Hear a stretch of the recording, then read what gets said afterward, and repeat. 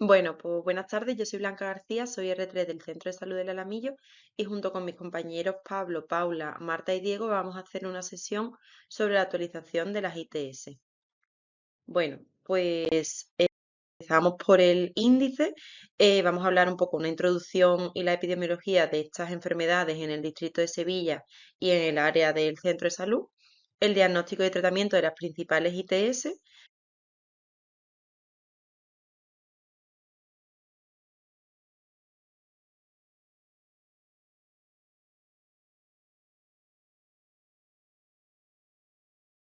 Bueno, deciros que hay un aumento significativo de las ITS en nuestra área sanitaria.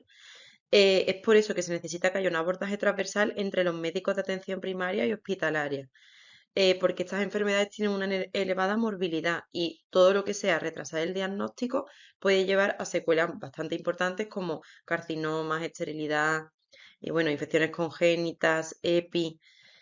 Se ha visto además que el hecho de que aumente las ITS también, al contraer una ITS, tienen más riesgo de tener VIH. Y todo esto, pues al final son unos costes económicos y sociales muy elevados. Aquí os traemos como una gráfica donde se ve bastante claro cómo está aumentando de manera exponencial el número de casos de sífilis, gonococia y clamidia por año, desde 2014 hasta 2022 y sobre todo muy llamativo en los últimos 2 años. No tenemos recogido los de 2023.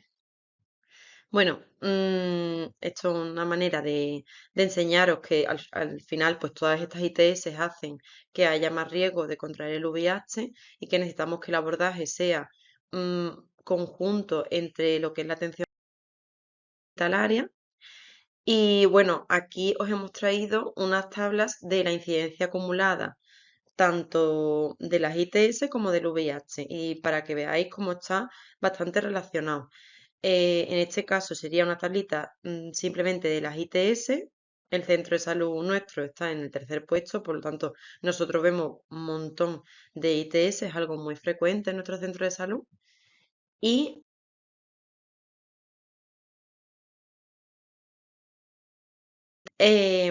aquí está recogida la incidencia del VIH de 2019 a 2022, eran las dos tablas. Y como vemos aquí, somos el cuarto puesto, o sea, bastante relacionado. Son enfermedades de declaración obligatoria, ¿vale? Entonces, siempre que la diagnostiquemos, hay que declararlas.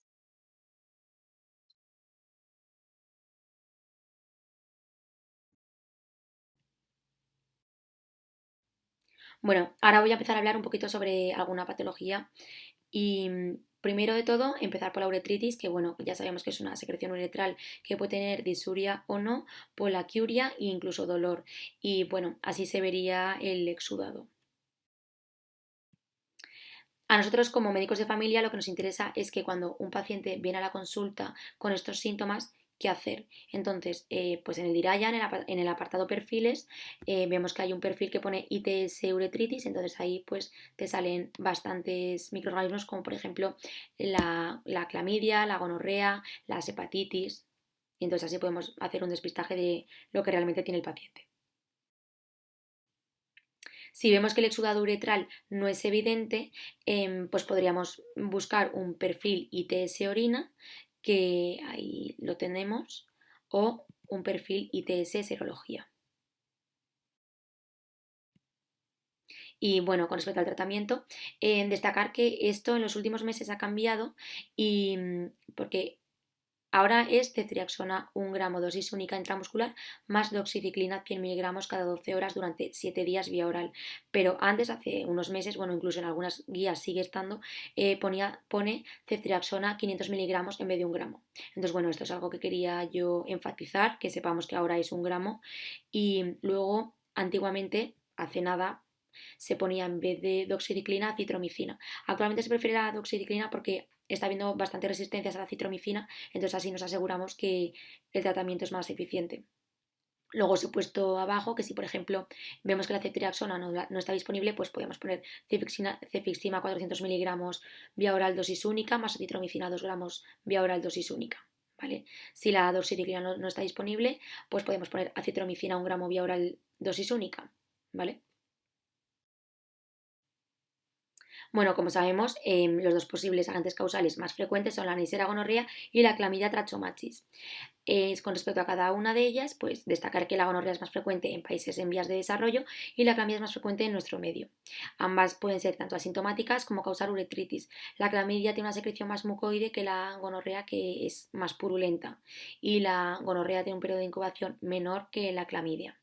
Luego, por ejemplo, de complicaciones sistémicas, pues destaca de la gonorrea pues la gonococemia, que se caracteriza por artritis más lesiones cutáneas, y de la clamidia pues destaca el síndrome de Reiter, que se caracteriza por uretritis, artritis reactiva, más conjuntivitis o uveitis.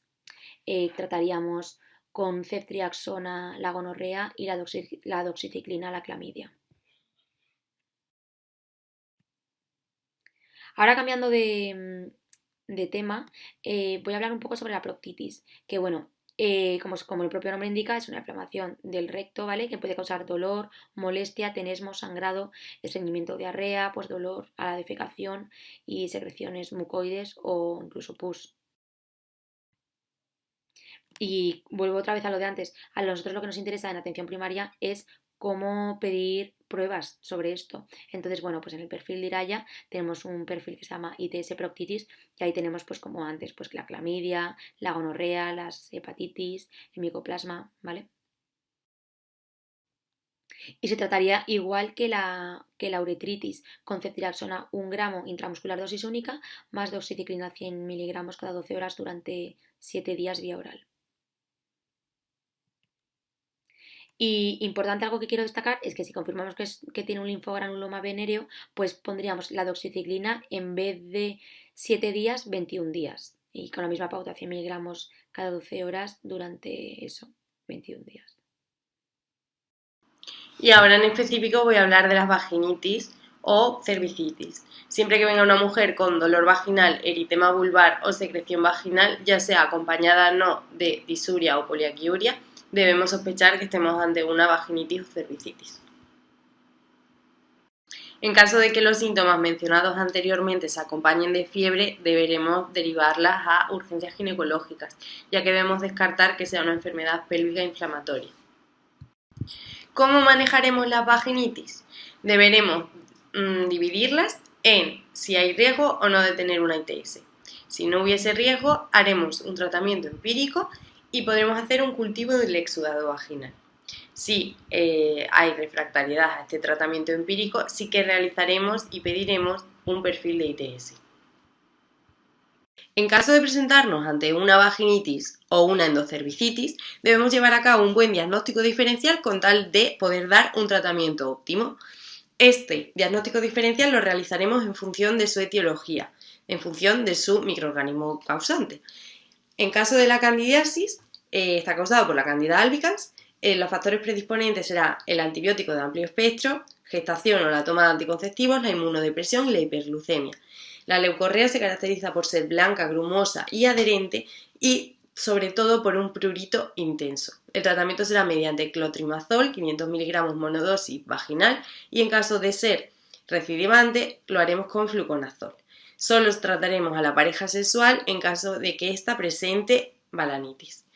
La vaginosis. La vaginosis está causada por flora anaerobia, con Gardnerella sobre todo, con factores predisponentes como la disminución de lactobacilos y las relaciones sexuales.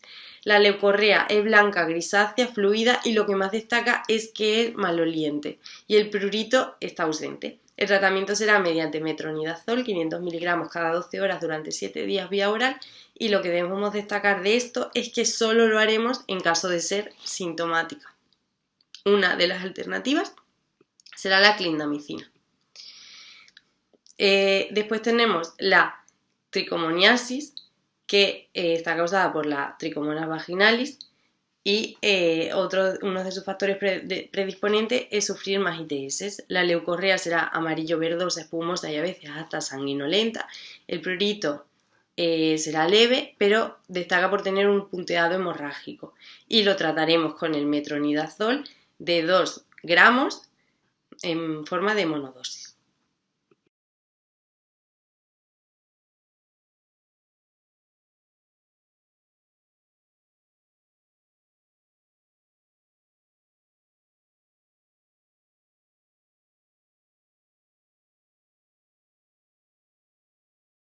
Y al encontrarnos ante una paciente que tenga alto riesgo de ITS, ya sea porque tiene múltiples parejas sexuales, porque es trabajadora del sexo comercial, tiene contacto sexual con personas que hayan tenido otras ITS o sufre ITS de repetición, deberemos pedir un perfil de ITS, vaginitis o endocervicitis, en el que se miran los anticuerpos contra la sífilis y la hepatitis A, B y C, y además del VIH.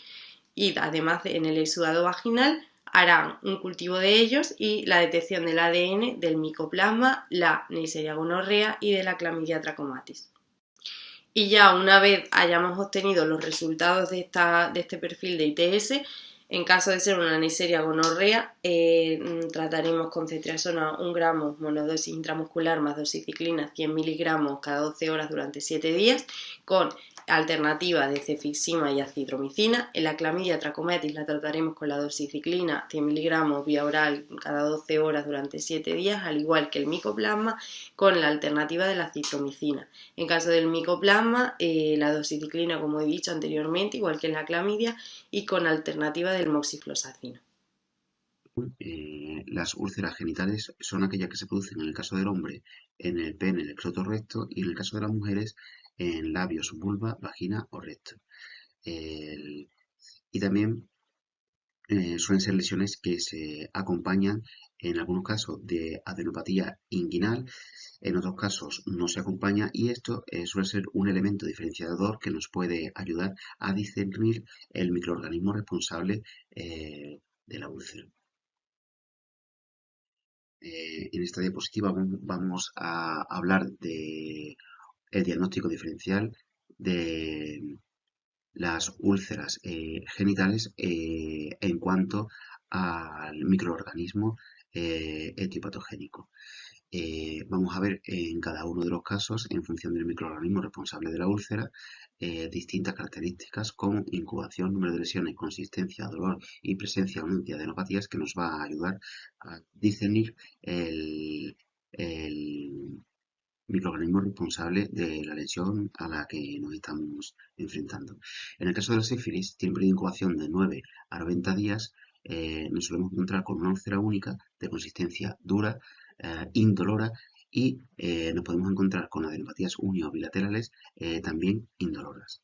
En cuanto a la perigenital, el periodo de incubación es de 2 a 20 días. El número de lesiones suelen ser úlceras múltiples. No existe una característica diferenciadora en cuanto a la consistencia. Suelen ser dolorosas, y las adenopatías inguinales suelen ser bilaterales y dolorosas. En el chancroide, el periodo de incubación es de 3 a 14 días, con la presencia de una única lesión o bien también múltiples lesiones de consistencia blanda, dolor intenso, y las adenopatías suelen ser únicas y dolorosas. Si el microorganismo responsable de la úlcera es la adenomyosis, suele tener un periodo de incubación más prolongado, de 1 a 12 semanas, con una úlcera única o múltiples, característicamente papulares, de consistencia cicatricial, no suelen ser dolorosas, y en la presencia de las adenopatías en este caso suelen ser raras. En cuanto al linfogranuloma venéreo, el periodo de incubación suele ser de 1 a 4 semanas, con una pápula única. La consistencia no suele ser característica, o sea, puede ser bien dura, blanda, de forma cicatricial. No existe un elemento diferenciador. El dolor raramente no lo vamos a encontrar, y en cuanto a las adenopatías, en este caso pueden ser también uni o bilaterales, y suelen ser también dolorosas. Si con el diagnóstico clínico tenemos dudas respecto a la úlcera genital, a través de Diraya podemos solicitar el perfil ITS úlcera genital, en el cual nos va a solicitar una serie de pruebas para ayudarnos a diferenciar cuál es el microorganismo responsable de la úlcera. También este perfil nos va a ayudar a averiguar si el paciente presenta alguna infección concomitante, como el virus de la hepatitis A, B o C, y también nos recomienda este perfil la solicitud de un análisis respecto al exudado uretral que presente el paciente para diferenciar si nos encontramos con una infección por clamidia, Treponema pallidum, virus herpes o algunas otras bacterias y virus que nos podemos encontrar en el caso de las infecciones de transmisión sexual.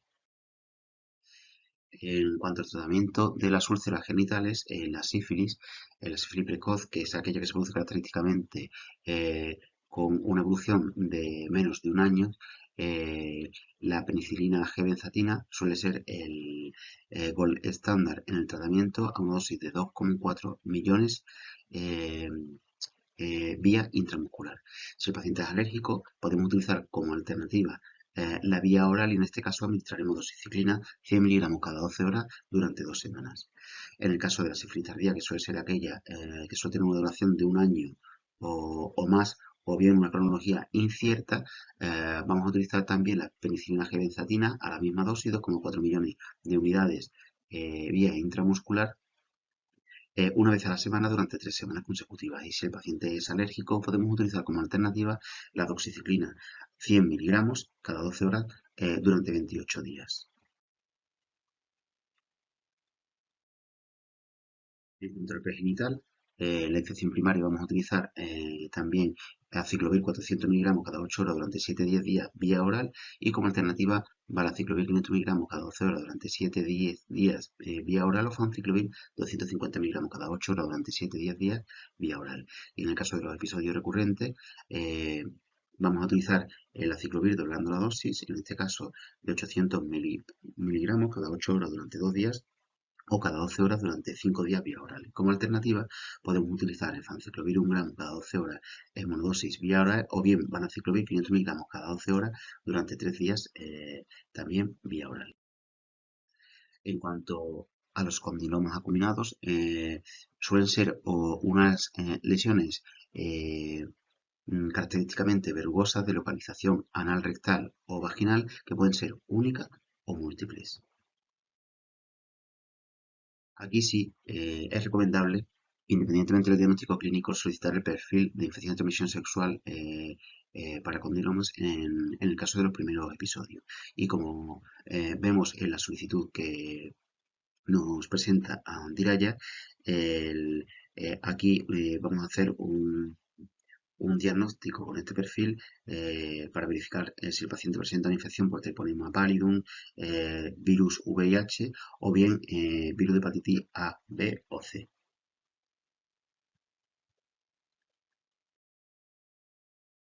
Eh,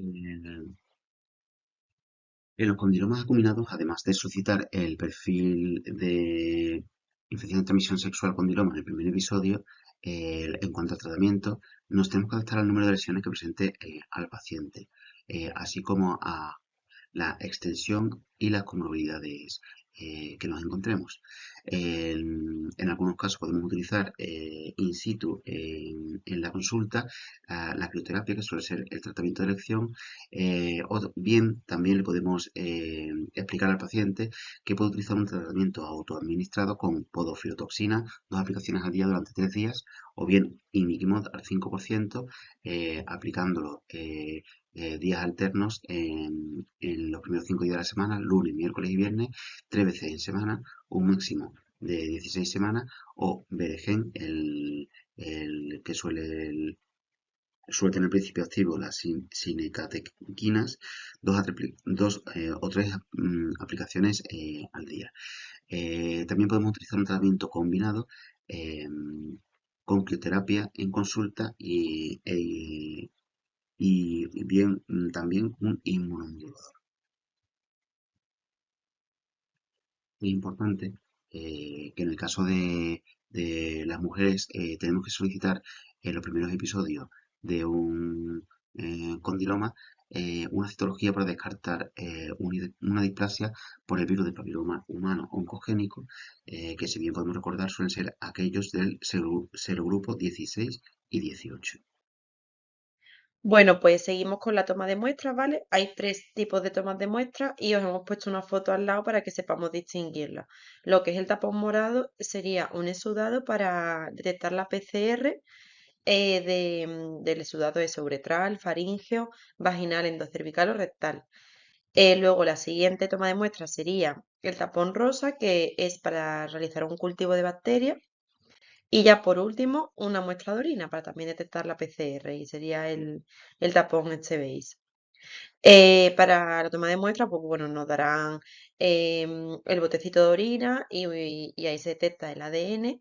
Pues lo que hay que hacer es abrir el bote que nos han dado en el centro de salud, recoger el primer chorro de orina de por la mañana y ya devolverlo como nos hayan indicado. Para la toma de muestras. Bueno, pues nos darán el paquetito este con el hisopo y ahí más o menos te va explicando los pasos que hay que ir siguiendo. Y luego también proceder a la entrega de la muestra. Bueno, aquí están los criterios de derivación al hospital, ¿vale? Lo que podríamos derivar por teleconsulta, que supone una respuesta en 24 horas, por tanto es súper útil. A dermatología, pues serían úlceras genitales, los condilomas solo si ha fracasado el tratamiento y si tenemos que realizar algún diagnóstico diferencial que se nos escapa a nosotros. Para infecciosa, pues para que nos interpreten alguna prueba, alguna serología que tampoco sepamos interpretar, si se hubiese una hepatitis aguda, una uretritis o proctitis, si hubiese una sospecha de cervicitis o de una EPI, un nuevo diagnóstico de VIH hay que mandarlo o conductas repetidas de riesgo porque son candidatos a la PrEP. ¿Qué es lo que tenemos que derivar a atención hospitalaria? Pues la epididimitis o orquiepididimitis, una adenopatía que tenga el criterio de un drenaje quirúrgico o una fístula, se detecte una ITS en el embarazo o que haya una falta de respuesta al tratamiento, que la infección sea una infección diseminada gonocócica, que la sífilis ya sea terciaria o una neurosífilis, un herpes genital que tenga síntomas sistémicos, lesiones cutáneas diseminadas, afectación visceral, todo eso que nos hace un poco sospechar que puede ser un VIH, pacientes que tengan prácticas de riesgo frecuente, por lo que hemos comentado anteriormente, que pueden ser candidatos a la PrEP, y verrugas anogenitales que hayan tenido falta de respuesta al tratamiento o que, por ejemplo, esté en una zona anatómica difícil de explorar o que sospechemos que puede ser algo maligno, todo eso. Mm, las zonas de difícil exploración, pues el margen anal, intrauretrales, en cervix, en pared vaginal, todo eso, ¿vale? Luego, los contactos que tenemos en nuestro hospital, pues bueno, lo hemos dejado aquí, que la verdad que es bastante interesante porque lo tenemos más a mano en la presentación. Serían de infecciosas, ahí tenemos los teléfonos de 8 a 3 y el resto de horario que sería en guardia, pues ese es el busca. Y luego de derma, tenemos el teléfono, eso, de 3 a 8 que es cuando ellos hacen la guardia. Una vez hayamos diagnosticado alguna de las enfermedades de transmisión sexual, deberemos hacer el estudio de contactos. Generalmente se hace con la colaboración de la unidad de epidemiología y para ello será muy importante recoger la información mediante el gestor de informes. El gestor de informes es un botoncito que tenemos ahí justo a la derecha en el DIRAYA. Le daremos a exploración física y al apartado de ITS. Una vez que le demos, nos aparecerán un montón de ítems que deberemos de rellenar con el sexo de la persona, la identidad de género, nivel de estudio, si es o no trabajador sexual, bueno, un montón de información sobre su vacunación y luego pues también el motivo de consulta y observaciones que nosotros veamos sobre el paciente. Habrá un apartado de anamnesis donde se habrá pues un apartado de historia sexual con diferentes preguntas y otras de exploración. Pues si tiene zona de alopecia, adenopatía, región orofaringea y exploración y dentro de la exploración genital debemos de marcar cuáles son las lesiones que nosotros vemos. También habrá un diagnóstico sindrómico en función de lo que nosotros hemos visto. Decidir cuál es el diagnóstico que creemos el correcto y el tratamiento que le hemos puesto. También destacar que hay una zona que está así en un azul más clarito, donde si le damos, que pone manejo del diagnóstico sindrómico, nos aparecerá una tabla donde más o menos nos orientará un poco por si tenemos dudas acerca del diagnóstico del paciente. Luego hay otro ítem donde es el diagnóstico diferencial de úlceras genitales. En el caso de que tuviéramos dudas, se desplegaría una tabla que también nos ayudaría hacia el diagnóstico de una u otra. Hay otro apartado de toma de muestras, del que ya hemos hablado anteriormente, toda esta parte la hemos hablado anteriormente, pero bueno, para saber dónde podemos, aparte de en esta presentación, dónde podemos buscarla en la zona del DIRAYA. Y por último, pues bueno, también hay un algoritmo de decisiones en relación pues, con los riesgos, ¿no? Qué hacer o qué no hacer en función de la situación de cada paciente. En caso de que se confirme la ITS, también nos saldrá otro desplegable donde nos dirá cómo declarar el caso, cómo hacer los estudios de contacto, consejos de información o educación sanitaria y qué hacer con el tema de la vacunación de la hepatitis A o B. También nos saldrá otro módulo de cuándo debemos derivar y cuáles son los criterios clínicos para derivar a la consulta de ITS desde atención primaria, que es un poco lo que ha comentado antes nuestra compañera Blanca. Y también otro desplegable sobre el programa de profilaxis de preexposición, así como el seguimiento en atención primaria, que también será muy importante. Todo esto es información que nosotros daremos a la unidad de epidemiología, que utilizará todo este arsenal de datos que nosotros hemos recabado del paciente y le ayudará a la hora del estudio de contactos y hacer un diagnóstico o una incidencia de las ETS en nuestra zona. Se buscarán los contactos y se tratarán. Pues si por ejemplo debemos de tratar a todos los pacientes que han dado a todos los contactos sexuales del paciente que ha tenido gonococo, sobre todo aquellos que han tenido contacto en los 60 días previos o aquella persona que haya sido el último contacto de nuestro paciente. Se tratará en este caso con ceftriaxona 500 miligramos monodosis intramuscular. Y si son varones, pues habrá que pedir un perfil de ITS de orina y un ITS más la serología. En el caso de las mujeres se pedirá un perfil de ITS endocervical. Si se confirma que cuando tomamos la muestra este paciente es positivo, habrá que notificarla como una enfermedad de declaración obligatoria. En el caso de la clamidia, exactamente igual, tratar a todos los contactos de los últimos 60 días, tratar con doxiciclina 100 miligramos cada 12 horas durante unos 7 días, como alternativa a la citromicina 1 gramo. Y pedir también el perfil de ITS en orina con la serología en varones, y en el caso de las mujeres pedir el perfil de ITS vaginitis. Si sale positivo, pues notificar como enfermedad de declaración obligatoria.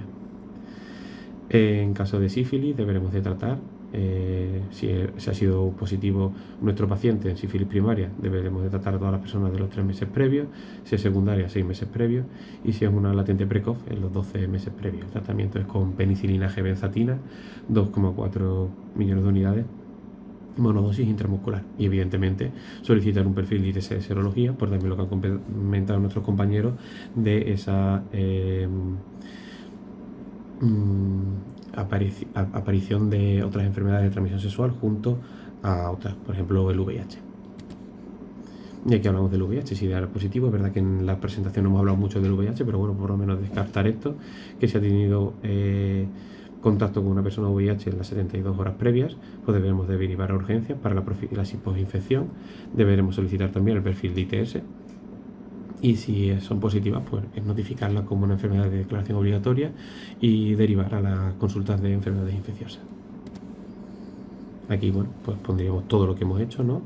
Iniciar el estudio, el gestor de informes, la búsqueda de contactos, transmitirle también al paciente la obligación de comunicar a sus contactos de riesgo que ha contraído la enfermedad. Una vez se identifican esos contactos, tratarlos, utilizar medidas preventivas y gestionar esas citas en el centro de salud, y luego seguimiento mediante pruebas y los resultados de esas pruebas. Aquí tenemos una tabla sobre cómo se hace la identificación de los contactos.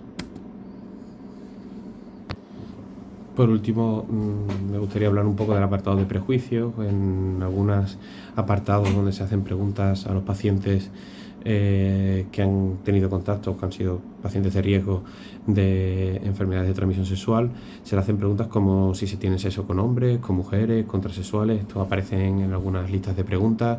Si el tipo de sexo anal, si es insertivo o receptivo, si se ha tenido sexo oral, si se han consumido drogas inyectadas, si se ha intercambiado dinero o drogas por sexo, o si se han compartido juguetes sexuales.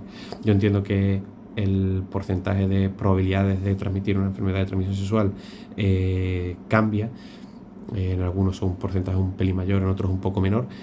La pregunta es que la cuestión es que yo creo que muchas veces no nos va a cambiar nuestra forma de actuar. Los porcentajes son mínimos y es verdad que hay preguntas que pueden ser muy prejuiciosas y que los pacientes se sientan un poco señalados. Por eso me gustaría muchas veces destacar la terminología, por ejemplo, HSH, ¿no? Que es la de hombres con sexo de hombres, que se les considera un colectivo de riesgo, y en cierto modo lo que se está estigmatizando es un colectivo, porque lo que se está diciendo es que son personas promiscuas y que no mantienen medidas de protección o métodos de barrera en este caso. Entonces creo que lo que nosotros deberíamos de hacer, o lo que se debería cambiar en un futuro, aunque es verdad que en las guías aparecen esta terminología, es decir que lo que debemos de preguntar a los pacientes es: ¿ha mantenido relaciones sexuales de riesgo? Y si las ha mantenido, ¿cuántas han sido? O sea, si han sido muchas relaciones, y si ha mantenido ha utilizado métodos de barrera o no, porque es lo que nos indicaría siempre que tratar, no tratar, independientemente de sexo, con hombres o mujeres. Aunque es verdad que hay porcentajes que cambian en cuanto al porcentaje a la probabilidad de transmitir una enfermedad, pero creo que se llega a ser muy prejuicioso con determinadas preguntas. Se habla en determinados colectivos, en determinados grupos y reuniones, de cambiar este tipo de terminología, pero es verdad que no se acaba de hacer. Por eso me gustaría destacarlo, de dejarlo ahí en el aire y bueno, pues plantearnos si deberíamos de dejar de hacer este tipo de preguntas o no. Como conclusión, pues bueno, saber que las ITS están en aumento, son muy incidentes en nuestra área sanitaria, hay que conocerlas, saber diagnosticarlas, qué pruebas complementarias pedir y cómo tratarlas. Intentar hacer un estudio de contacto para así romper esa cadena de transmisión y disminuir esa incidencia de estas, que es decir, nuestro papel como médicos de atención primaria es fundamental. Saber cuándo debemos derivar al medio hospitalario y bueno, como último, pues dejar ese toque de si debemos de intentar reflexionar, ¿no?, sobre la estigmatización de determinados colectivos. Por último, siempre me gusta poner una diapositiva diciendo que no todo es medicina y recomendando algunas cositas fuera de la medicina, en este caso un libro que es muy bonito, de Sara Mesa, Un amor. A quien no le gusta leer, pues también le recomendamos desde nuestro grupo una serie que nos gusta mucho, que es The Last of Us, que la podéis ver en HBO. Viajar siempre es recomendable, en este caso tengo ahí una foto mía cuando fui a Budapest, que es una ciudad muy bonita y que os recomendamos. Y si no, pues os gusta tomar una cervecita o comer, siempre recomendamos ir a algún bar. En este caso, vamos, que no nos pagan nada, pero en todo caso es un bar que nos gusta mucho a los residentes, que es La Cantina, que está en el mercado de feria y que se come muy buen pescadito. Así que siempre eso, no olvidar que no todo es medicina y que se pueden hacer otro tipo de cosas. Muchas gracias de parte tanto de Blanca, Marta, Diego y Paula, desde el Centro de Salud Alamillo y San Jerónimo. Espero que esta sesión os haya gustado y os haya servido, y un saludo a todos.